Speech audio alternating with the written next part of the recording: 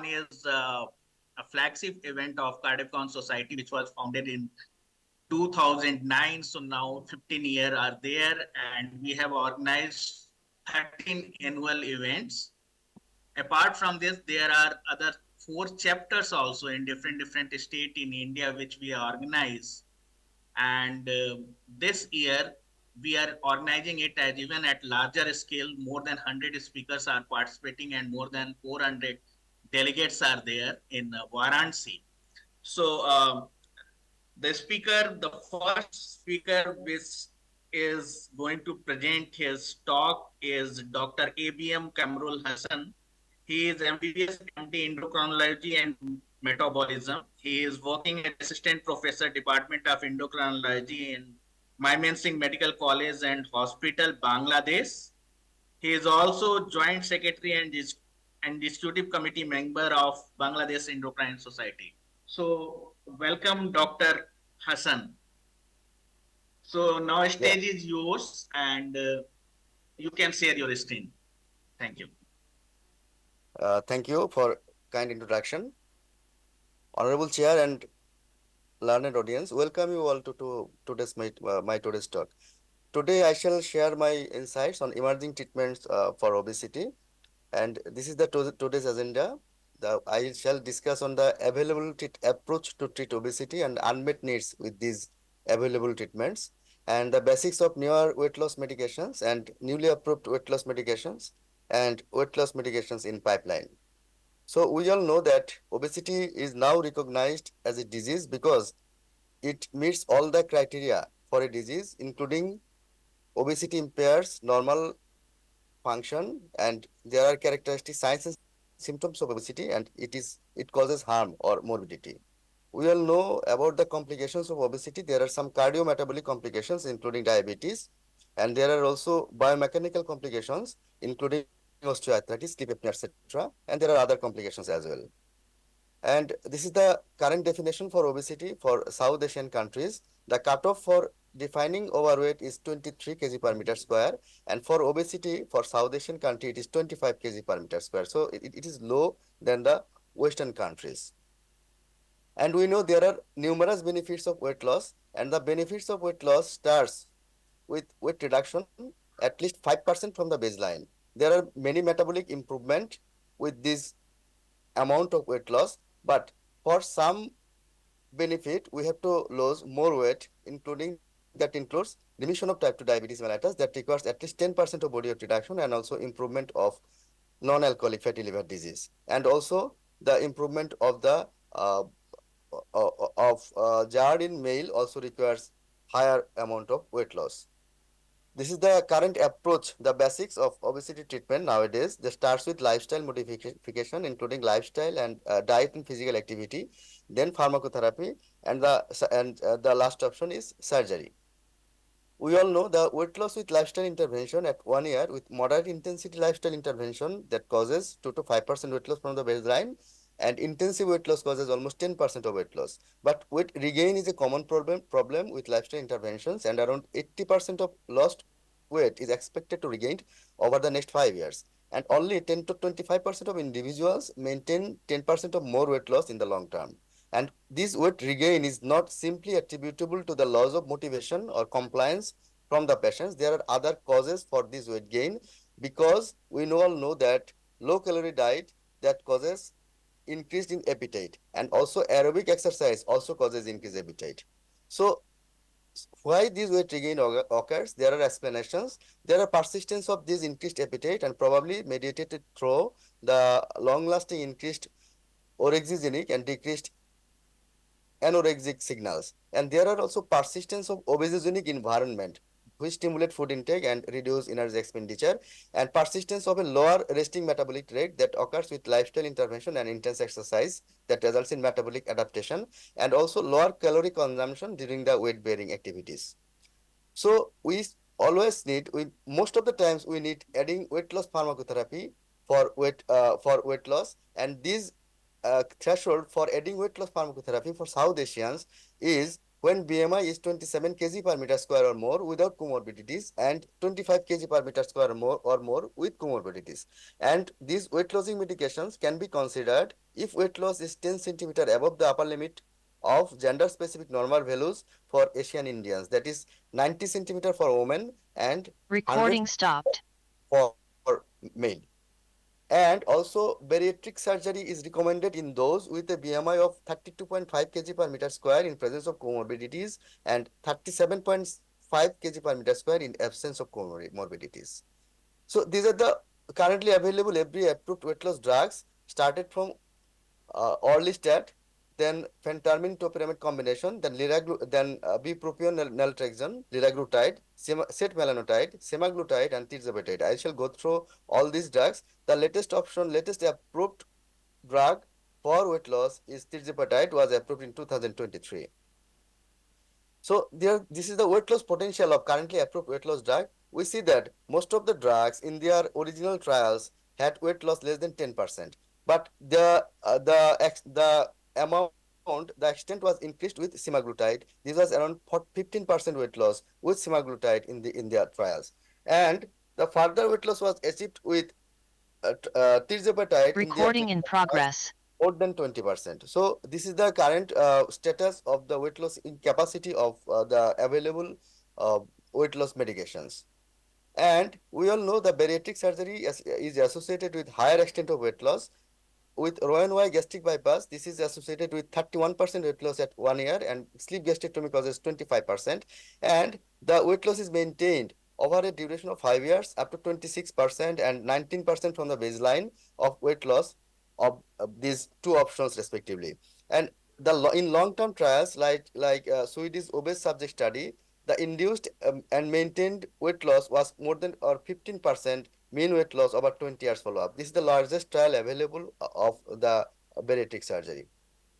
But there are some drawbacks with the bariatric surgery that include some immediate and long-term complications, and some this requires lifetime follow-up, and the weight regain is also common.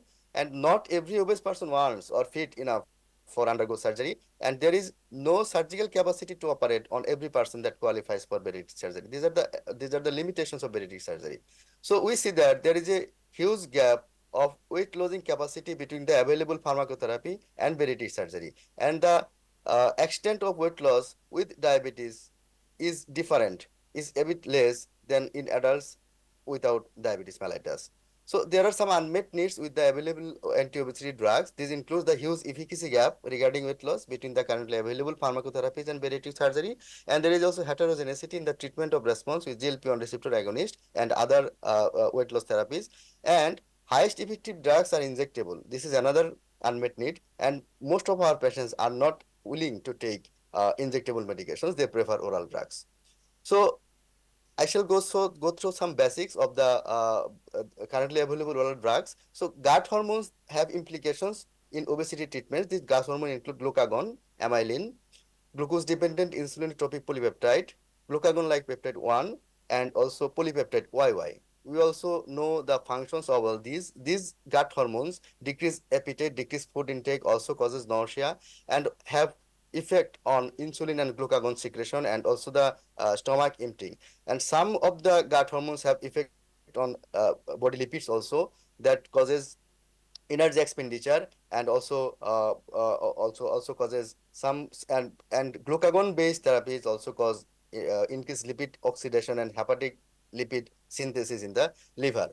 So the result of bariatric surgery have teach us that after bariatric surgery, the weight loss that occur is not solely due to energy restriction, but the rapid nutrient passage in the small intestine causes some alterations in the gut hormone secretion, including GLP-1, PYY, and oxyntomodulin, which causes increased satiety and weight loss. So this lesson from the post bariatric surgery state also have shown that there are some changes in the gut hormones that includes reduction of renin secretion, especially after sleeve gastrectomy. And also GLP-1 and polypeptide YY secretion is increased, especially with Roux-en-Y gastric bypass and sleeve gastrectomy during postprandial state. So we see that GLP-1 and PYY has increased secretion after bariatric surgery, especially during postprandial state. So this lesson has been incorporated in designing the current obesity medications, and we see the GLP-1 agonist.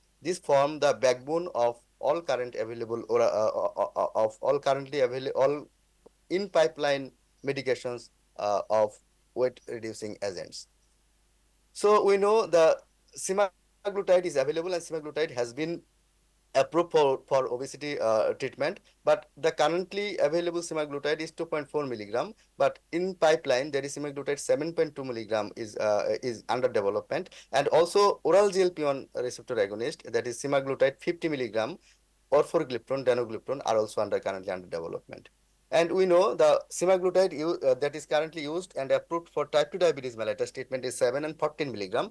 But oral semaglutide at higher dose at 50 milligram in OSS trial has shown robust weight reduction.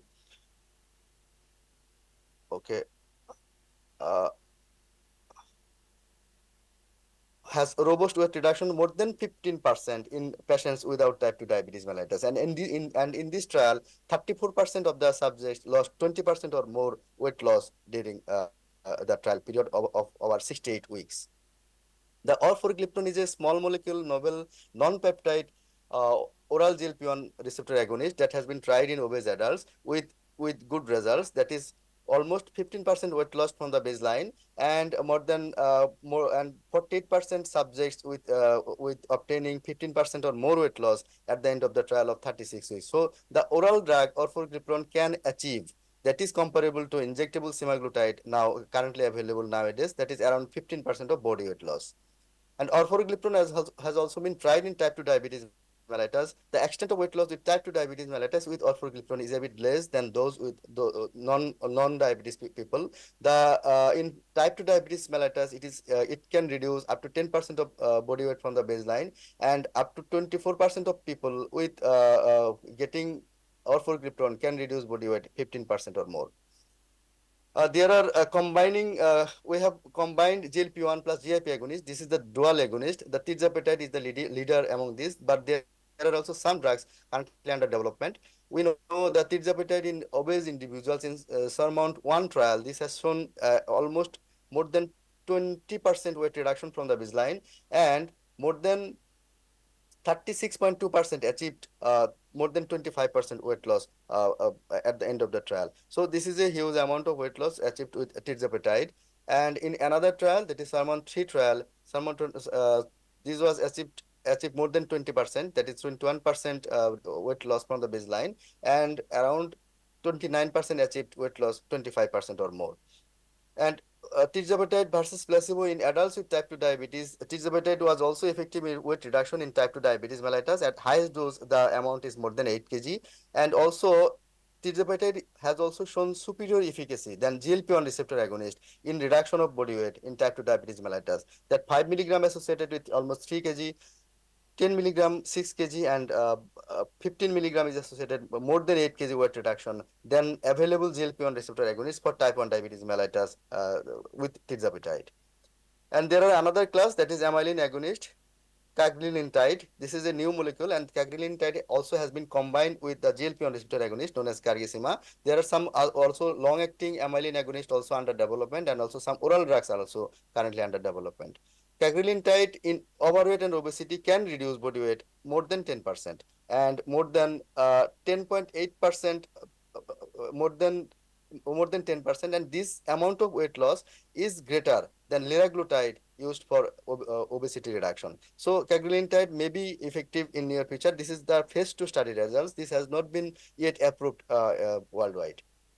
And cagrilintide can also cause weight reduction up to more than 15% in 21.7% population, which was around 14% with highest dose of liraglutide, that is liraglutide 2.4 milligram daily. Cagrilintide is a subcutaneous agent that can be taken once weekly subcutaneous injection.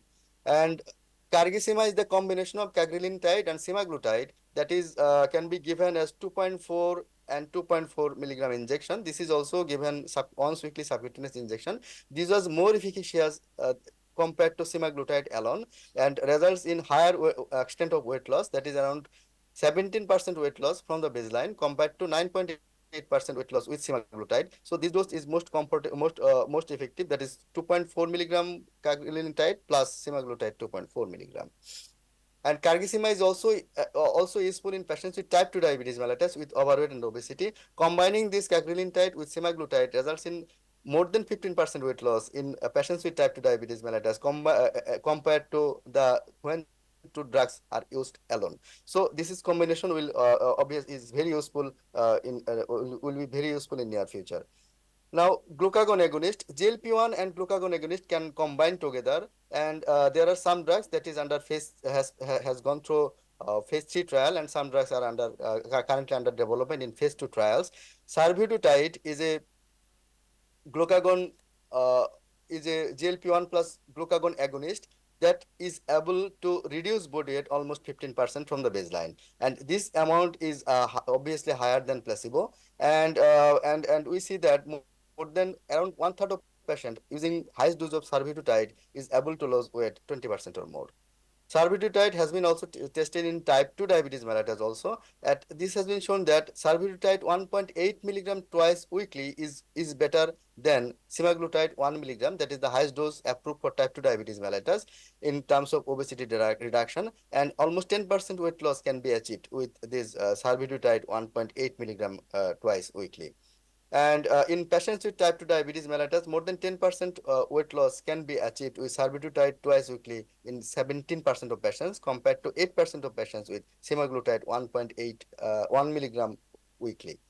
There are another drug that is ifinopeglutide. This drug is currently under development, especially targeting the for the treatment of NAFLD. And in the phase 2 trial, it has shown that there are substantial reduction of hepatic fat from the baseline compared to semaglutide, and this is superior to semaglutide in terms of hepatic fat reduction, and also this is superior to semaglutide in terms of body weight reduction. And persons with ifinopeglutide lost more than 10% body weight using it around 86%, and those with semaglutide this is 64.2%. So this is better than semaglutide 1 milligram in terms of weight reduction.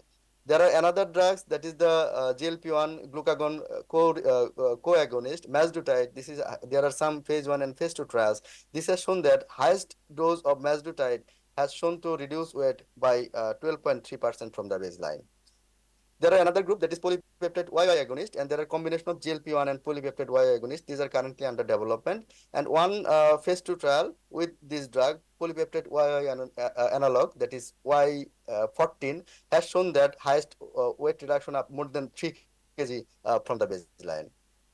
So now let's focus on the latest molecule, that is the GLP-1, GIP, and glucagon agonist, that is the retatrutide. This is the molecule. This has shown the efficacy almost 25% of body weight reduction from the baseline. So this is almost comparable to the extent of weight loss that can be achieved with bariatric surgery. And for the first time, the researcher could add another variable, that is 30% or more weight loss. This can be achieved by 26% of patients with this retatrutide, and this 30% or more weight loss cannot be achieved with other available injectable drugs. So obesity treatments, there are some obesity treatments that are not based on the gut hormone. That include bimagrumab. This has been tested in patients, especially those with sarcopenic obesity, and findings shows that the bimagrumab is able to reduce body fat mass at least 21% compared to placebo, and there is also increase in lean mass also. And this drug is considered to be to treat the sarcopenic obesity in near future. There is another drug that is setmelanotide, which is a melanocortin 4 receptor agonist. This setmelanotide act on this melanocortin 4 receptor. This drug is used in leptin receptor deficiency and POMC deficiency, that is Bardet-Biedl and Alstom syndromes, and can cause a reduced body weight. And in POMC deficiency, this is capable of reducing body weight up to 25.6%, and in leptin receptor deficiency obesity, this is capable to reduce body weight by 12.5%. So this drug can also cause robust weight reduction and also reduce the waist circumference and body composition in terms of non-bone mass non-bone lean mass and also total fat mass. There are another molecule that is growth differentiation factor 15, that is GDF15 receptor agonist. These drugs has also shown modest efficacy in reduction of body weight. This is currently under development. These are the results of phase 1 trials. And there are some further concerns with these weight lowering medications because we don't know the long-term clinical effectiveness of these drugs, and whether these drugs will have to be continued for a long time or we can stop them. This study is the longest trial of liraglutide of up to 3 years. This has shown that liraglutide up to 3 years is effective in reducing body weight and also maintaining body weight better than placebo. But after discontinuing the liraglutide after 3 years, there is weight regain.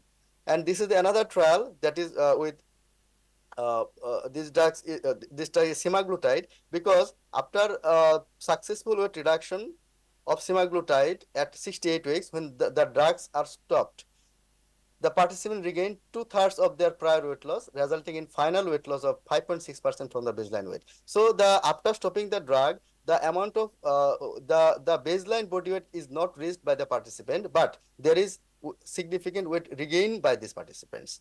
And this is another trial with tirzepatide, and after an open label of 36 weeks period of patients with semaglutide, which caused a robust weight reduction, patients were randomized to take either continuation of semaglutide or switch to placebo. And this showed that after the trial period, the patients, those continued semaglutide resulted in further 5.5 reduction. And in the placebo group who discontinued semaglutide after the initial open label trial, they regained weight by 14%. So this trial showed that there is significant weight regain after the discontinuation of these drugs.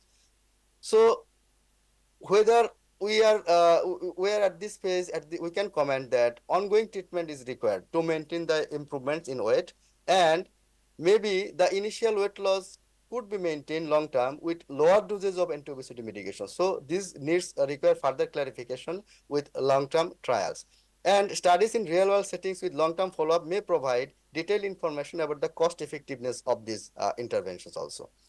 So there are some further concerns. There are some issues of cardiovascular outcomes in select trial. It has been shown that semaglutide can reduce death from cardiovascular causes, non-fatal MI or non-fatal stroke by almost 80%. So there are good outcomes from Recording in progress. These are all cardiovascular friendly drugs, as we know, and there is ongoing trial of tirzepatide on cardiovascular outcome at the anti-obesity dose. This is known as SURPASS-CIBO trial, and this is the trial is ongoing, and hope these results will be published soon. So I am at the end of my today's talk. We can conclude by saying that pharmacotherapy with combinations of enteropancreatic hormones approach the weight loss efficacy of bariatric surgery. We have almost touched the efficacy of bariatric surgery with the pharmacotherapies. And oral weight lowering drugs are being developed with promising efficacy that we have already shown that almost 15% weight loss can be achieved with this orally available agent with oral drugs under development. And continued treatment is we can comment that continued treatment may be required to prevent weight regain from the result of the currently available trials. But the long-term cost effectiveness and cardiovascular safety of these newer agents are still pending. We don't know the long-term cost effectiveness, especially of these agents. So thank you all for patient sharing, and thanks Cardiabcon Society for inviting me for the talk, especially Dr. Ashutosh sir for inviting me the talk. This is the month of independence. The 26th March is the Independence Day of Bangladesh, and happy Independence Day of Bangladesh from my side to all of you. Thank you for your patient hearing. Thank you all. Best wishes for Independence Day, Dr. Hassan. And Yeah, with me there is Dr. VP Singh. So he will conclude the session, and I will invite him for any comment or.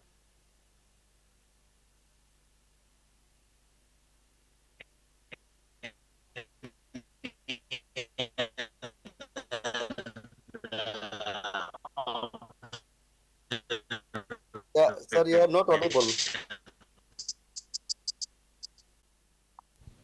Hello, Dr. Maher, how are you?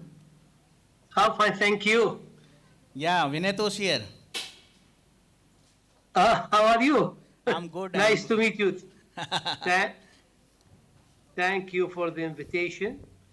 So sorry for little inconvenience. We were running a few minutes late, but we can start your talk. So Okay. for audience benefit, I am just briefly introduce you. Uh, dear delegates and speakers, we are fortunate to have Dr. Mahir Ibrahim Jallo with us. He is practicing endocrinologist and professor with Gulf Medical University, and he is practicing endocrinologist with Tumbe University Hospital, Ajman, UAE. He has a vast experience in internal medicine and diabetes and endocrinology, and he is a very well-known figure in Gulf, and he has done a lot of research in the area of diabetes as well as managing diabetes during Ramadan time also, and I am fortunate to got opportunity with publish some posters and paper with Dr. Mahir Jallo, and from my experience I can say that he is a very prolific speaker as well as he will be very good to listen to your ears actually. So welcome Mahir Jallo sir. Stage is all yours. Yes. Thank you very much. And Thank you, 1 minute, Professor, I would like to for invite organizing- Dr. VP Singh as chairperson for this session also. So Dr. VP Singh is with us. Welcome, Dr. VP Singh. Yes, sir. Mahir Jallo, sir. The stage is yours. Yes, thank you for the organizing you. committee for this nice scientific program, and thank you for the invitation to be with you. And I will try for the coming 30 minutes to focus on the comprehensive cardiometabolic disease management, especially in patients with diabetes. So this is the campus of our university, Gulf Medical University and Thombe University Hospital. And this is my disclosure. I work in research in cardiometabolic field with all the cardiometabolic company, but I have no disclosure for this presentation. So just ask yourself, how many of your patients just have type 2 diabetes alone? Usually, this is the data from the chronic disease in the US. 60% of adults in the US has one chronic disease. And more than 40% of adults in the US have more than two chronic disease. And usually, when we speak about the cardiovascular disease, are usually interrelated. For example, the patient with diabetes usually harbor one of the diabetic complication, either the macrovascular or the microvascular. So he may have diabetic retinopathy, neuropathy, CKD, heart disease, and sizable number of those patients also have the liver disease and other disease, comorbidity related to obesity like osteoarthritis. And the importance of focusing on cardiometabolic disease, because it is an increased risk of cardiovascular death. And cardiovascular death is the major cause of death in individual with type 2 diabetes, with patient with NAFLD, now we call MAFLD, and patient with the CKD. Unfortunately, the cardiovascular disease is an inevitable complication in type 2 diabetes. There is a complex and multifactorial pathophysiological pathway in type 2 diabetes which is responsible for cardiovascular disease. Patients with diabetes have higher risk than patients without diabetes to have coronary artery disease, peripheral artery disease, acute myocardial infarction, heart failure, and stroke. And we know that usually the atherosclerotic cardiovascular disease usually increase with the presence of many modifiable and non-modifiable risk factor. We can do nothing about the previous history of cardiovascular event, the age of the patient, the race, the sex, and the genetic as non-modifiable. But there is sizable for the modifiable risk factor, which include the dyslipidemia on the top, hypertension, the sedentary lifestyle, smoking, and also managing properly type 2 diabetes and even the metabolic syndrome. Of course, not forget obesity and the role of inflammation. And despite Dr. Mahir, receiving are you sharing the slide also? yes, it is not there. No, it's not moving actually. Please keep it in presentation mode. Let's check. Only we are seeing the title slide visible. Only? Oh, okay. Yeah. Let me go and again. 1 minute. Yes. F5. Screen sharing has stopped as the shared window is closed. Why? Okay.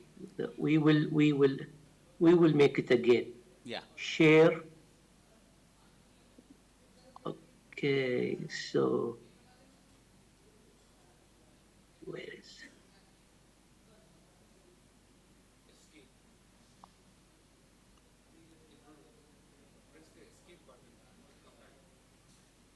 Press the escape button. 1 minute.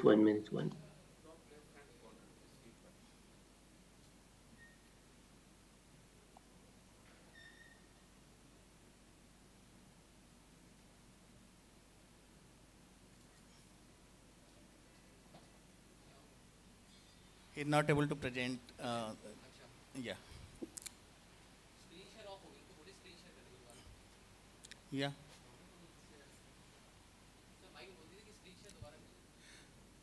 So it's visible there, little green button with arrow. Now? Yeah. Now keep it in presentation mode. Yep. Now change the Yes. slide. Try to change the slide. Now? Yes. It's working. Oh, Thanks. okay. So we'll start from the beginning. Yes. So this is my disclosure. I have no disclosure for this presentation. So just ask yourself, how many of your patients have just type 2 diabetes? This is a statistic from chronic disease in the US. 60% of adults in the US have one chronic disease. More than 40% in the US have more than two chronic disease. And we know the cardiometabolic disease are interrelated. Patients with diabetes usually have one of the diabetic complications, micro or macrovascular. He may have liver disease and also other comorbidity related to obesity. And the importance of focusing on cardiometabolic disease, that it is the risk factor for cardiovascular death. Cardiovascular disease is the major cause of death for individual with type 2 diabetes, NAFLD, which is now we call MUFFLD, and the CKD. And usually, cardiovascular disease has inevitable complication of patients with type 2 diabetes. Complex and multifactorial pathophysiological pathway are responsible for cardiovascular disease. Usually, patients with diabetes have higher risk of coronary artery disease, peripheral vascular disease, acute myocardial infarction, heart failure, and stroke than peers without diabetes. And we know that in the atherosclerotic cardiovascular disease, there is some unmodifiable risk factor that we can't do anything, but we have scope to tackle the modifiable risk factor, which is lead to increased cardiovascular disease, coming on the top, dyslipidemia, the hypertension, the type 2 diabetes, and other sedentary lifestyle, smoking, and obesity. And despite receiving cardiovascular disease standard of care, still patients with type 2 diabetes and established cardiovascular disease at risk and need additional cardio protection. We know that we manage the cardiovascular risk management with the statin for the lipid, with the RAS blockade for blood pressure control, with the antiplatelet, antithrombotic agent, and also we tackle the glucose control through various available medication. And even if we drop the HbA1c below 7, but still patient with type 2 diabetes at nearly double or 1.7, almost double the risk of cardiovascular death compared with the general population. So we need to multifactorial approach, not focus on the glucose alone, blood pressure important, lipid important, as well as, glucose important, because all these may be impacted in reducing the MACE. And in some stage, probably addressing the dyslipidemia, probably more important than addressing the sugar in patient with diabetes. We know that there is a close link among the CKD, diabetes, and heart disease. And the presence of diabetes with the CKD increase the risk of death from cardiovascular disease. And usually our patients of the CKD die from cardiovascular disease rather than from his dialysis. And the CKD is common in patients with diabetes. Approximately 1 in 3 adults with diabetes have CKD, as well as heart disease is so common in patients with diabetes. People with diabetes are 2 times more likely than others to develop cardiovascular disease. And we publish our study about the prevalence of cardiovascular and renal comorbidity in patients with type 2 diabetes in the Gulf. This is a cross-sectional observational study which is published in the Diabetes Therapeutic recently, and we have 44% of our patients with diabetes, both in the tertiary and the primary care center, have stage 2 or 3 CKD. 15% have cardiovascular disease, and in decreasing prevalence, other cardiovascular events. What is the risk factor for cardiometabolic? We know that the traditional, the hypertension, high triglyceride, obesity, lifestyle, smoking, and alcohol, which is need to be assessed as a risk factor during each visit with the patient. And there is some modifiable risk factor. There is a scope to work on it. The weight, the alcohol habit, the smoking, the exercise, the diet.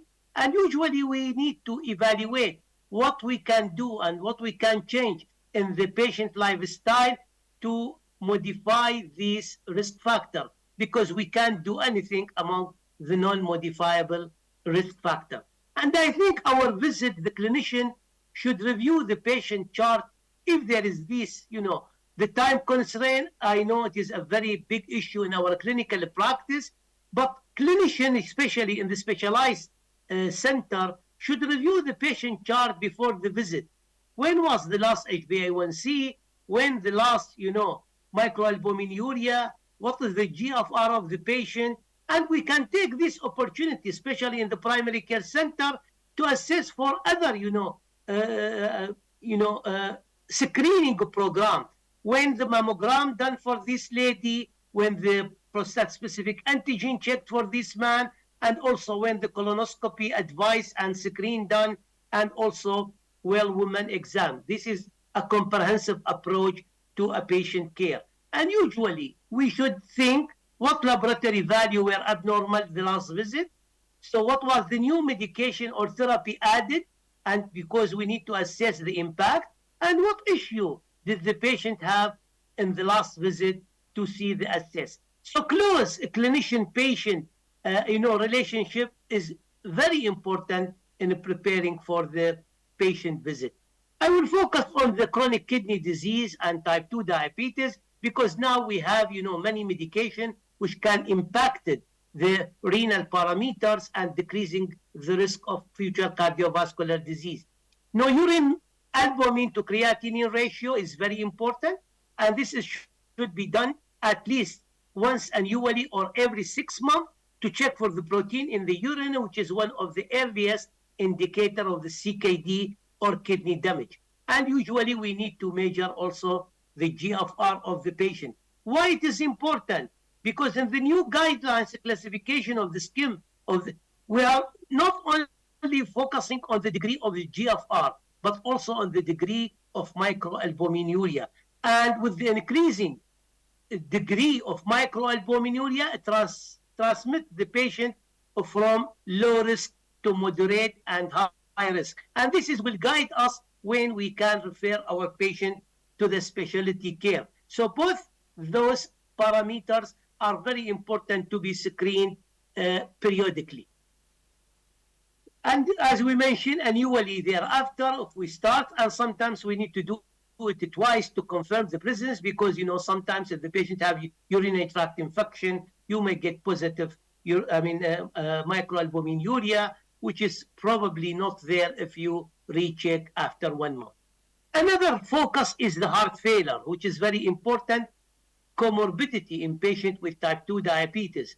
Usually, the patient may present just with fatigability, some shortness of breath. So probably the simplest thing we can do is an order the NT-proBNP as a screening, because this is very sensitive in the presence of initial heart failure. We may also listen to the lung to see if there is any crackle and perform the bedside echocardiography if this facility is available. And usually the American Heart Association cardiology guidelines that, at risk of heart failure, that those patients at high risk of heart failure, but without structural heart disease or symptoms of heart failure. The stage B, structural heart disease, but without sign or symptoms of heart failure. And we have the heart failure with symptoms, stage C, structural heart disease with a prior or current symptoms of heart failure, and the stage D is refractory heart failure. NAFLD is another very important association of cardiometabolic comorbidity, and with this, we have simple tool which can be detected in the primary care, ultrasound, if there is possibility for the transient elastography, the fibroscan give a good idea, and especially with the promising new medication may be coming recently for the management, measure the liver stiffness, and also you can use the fibrosis 4, which is scoring for the age, liver enzymes, and the platelet count. Non-invasive tests improve the detection of advanced fibrosis while reducing the unnecessarily referral in patients with NAFLD. Unfortunately, currently there is no FDA-approved treatment till recently last month, and the management should promote various cardiometabolic health, and the study are investigating the role of the GLP-1 receptor agonist in patients with NAFLD. Do I need to refer my patient with the CKD to specialized care? First of all, we need to concentrate on the healthy diet, smoking cessation, importance of physical activity, the weight management, and the regular risk factor assessment every 3 to 6 months. And in some stage, if we see decline in the GFR and increasing microalbuminuria, difficult to control hypertension, or glycemia, this is the stage to refer to a specialized care. Of course, we should utilize now the well-known first-line drug therapy for patients with the CKD, SGLT2 coming on the top, if the GFR more than 20, and continue until the stage of dialysis or transplant. Of course, metformin can be another medication to control if the GFR above 30, and don't forget the RAS inhibitor at maximum tolerated dose if the patient have hypertension or microalbuminuria.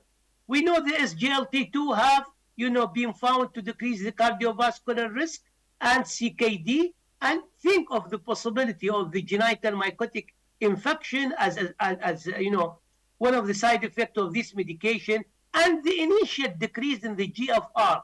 Don't afraid of this, because in the long term, it will be corrected, and the long-term data show us that the SGLT2 will improve in the GFR. So initial dip is part of the mechanism of the SGLT2 inhibitors. Healthy heart, healthy diet is very important. I think we know all the tips for that, to decreasing the saturated fat, and also to calorie restriction to manage overweight and obesity. What is the medical management of heart failure? We have now well-known 4 pillars: the beta blockers, the ARNI, ACE or IRB, the SGLT2 become essential part of the management of patients with heart failure, and in some stage we need to add the mineralocorticoid receptor antagonist. We should start as early as possible. All the medication in decreasing dose, and then increase the dose according to the patient tolerability, to make the patient utilize the most benefit of all the evidence-based molecule which is incorporated in the management of heart failure. And heart failure screening is easy. Ask the patient about shortness of breath, check for edema, listen to the lung, brain natriuretic peptide, which is screening, can be done, and echocardiogram. Unfortunately, 30% of the time, the primary care missed the early heart failure. What about dyslipidemia? Usually, most of our patients are high or very high risk for cardiovascular disease, and usually we need to utilize the high-intensity statin with a dual therapy with ezetimibe. Of course, if it is not achieved the target, the PCSK9 inhibitor should be added, and also we should think of prescribing the strength omega-3 fatty acid medication if we achieve the target of LDL, but the triglyceride is still high, above 150. Now, there is a huge focus on the weight, and most of our patients are overweight or obese. And now the rule of the GLP-1 therapy have, fundamental impact on weight and become part of the initial management in patients with established atherosclerotic cardiovascular disease or patient with obesity. In addition to the weight impact, they have many pleiotropic effects, and we know that the GLP-1 have increased cardioprotection, decreased coagulation, and also decrease the postprandial lipid, will have an impact in controlling glucose without it producing hypoglycemia, decreasing inflammation, the body weight, the blood pressure, and also some natriuresis or diuresis. And we can see this group of medication will have impact in many aspects of the cardiometabolic, in obesity, in diabetes, in the cardiovascular disease, in patient with NASH, and patient with the kidney disease.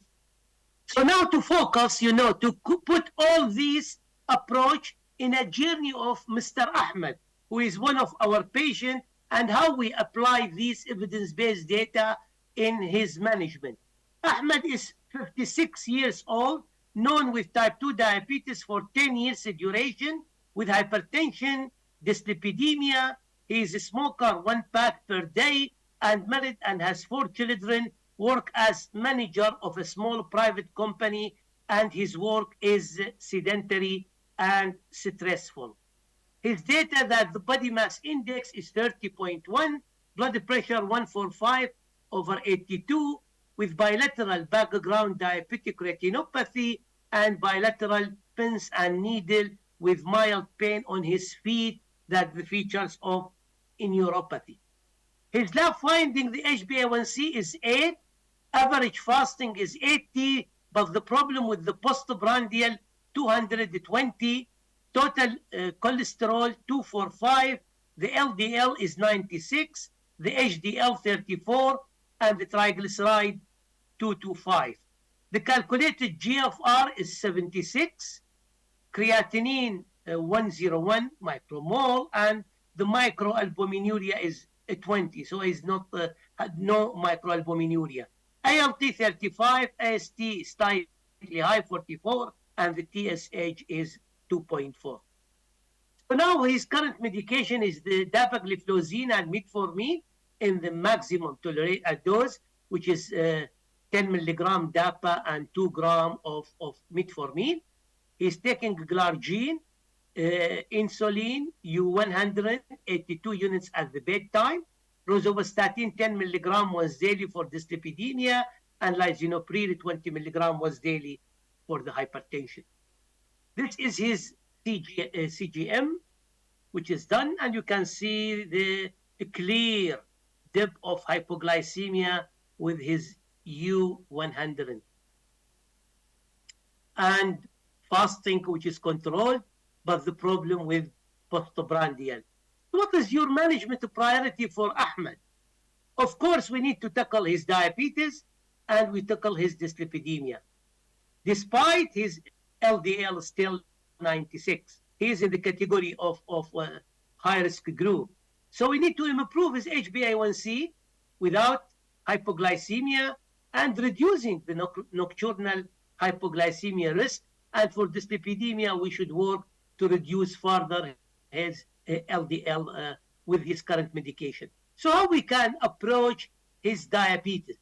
Now, easily, probably we can, without adding more injection or other medication, we can switch his glargine U100 to U300 with the same dose at the bedtime. What is the difference between, the 100 and U100? We should also think of the ideal characteristic and the potential clinical benefit.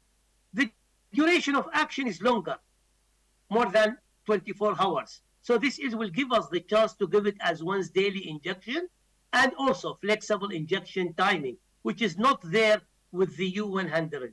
Flat pharmacokinetics and dynamics profile, and this is also to produce low risk of hypoglycemia and flexible injection timing, and low variability in insulin exposure and action, which is facilitate the insulin titration with lower risk of hypoglycemia. And this is the difference between the U100 and U300, less glycemic variability and reduce the risk of hypoglycemia. This is the U300 care, and this is the 100 care, and you can see the difference in the fluctuation. So just simple changing the basal insulin for Ahmed will help him to avoid hypoglycemia and achieving better 24-hour coverage and better glycemic control. And this is the data that consistently effective glycemic control comparing to 100 to 300 in various edition trial which is done, but this is translated the same HbA1c reduction, but decrease incidence of hypoglycemia at any time, and specifically the nocturnal hypoglycemia. So next visit after 3 months for Ahmed, after shifting, he is still on the medication DAPA, now on glargine U300 with slightly up titrated to achieve the target because his HbA1c is still higher. And this is the initial first CGM for him, and this is now the CGM without any evidence of hypoglycemia. I mean, not less variability in the 24-hour blood glucose measurement. So now his HbA1c dropped to 7.2, the average fasting 100, and the postprandial reaching 180, which is much better than the previous reading of above 200. Now his current medication, the DAPA the same, the glargine U300, the rosuvastatin 10, and lisinopril increasing to 20 milligram to achieve a blood pressure target. And now we need to think about, is this LDL is enough? What we do, just we need to double the dose of Rosuva or think of another approach. We know that the lipid lowering therapy accounted for the majority of the risk reduction in patients with diabetes, more than the HbA1c and more than the systolic blood pressure. So the lipid at some stage become more important than glycemia. And we can see that the lower the LDL, the less incidence of cardiovascular range, about, a sequences of range of LDL lowering. The majority of our patients are high risk or very high risk, and we aim for LDL below 70 or very high risk below 55. So should I double the statin dose or combine? Any doubling will just produce 6% further reduction. Usually we need to think of combining the therapy. So in our patient with high or very high risk, we aim for a blood sugar, LDL below 70 and 25, and usually doubling the dose will not able to achieve. For his 96 LDL, 6% will not achieve the 70 LDL lowering. So with this patient, that we should think about the expected clinical benefit when we prescribe the lipid lowering therapy. The moderate intensity statin will produce 30% reduction, high intensity statin 50% reduction, combination with ezetimibe 65, and the adding PCSK9 60%, PCSK9 plus high intensity statin 75%, and the 3 85%. And we need to calculate these to achieve the target LDL for our patient. How I can achieve the target below 70 for Ahmed? Instead of doubling the dose of rosuvastatin, I combine rosuvastatin with ezetimibe 10 milligram, and this is coming in the guidelines since 2019 that if the patient not achieve the target, the combination should be there. Unfortunately, this is international analysis of 17 guidelines and 42 observational study. Up to 70-80% of the patient not achieving the target below 70 despite they are high-risk cardiovascular disease. And probably this is part of our inertia. And the ACT study show exactly that doubling the dose of rosuvastatin is inferior to adding ezetimibe for further reduction. And usually this is translated in up to 70% reduction in the LDL target. You can see the combination therapy is superior to doubling the dose of rosuvastatin. The next visit in 3 months is now total cholesterol 135. The LDL is achieved 68. HDL acceptable, should be above 40, and the triglyceride 198.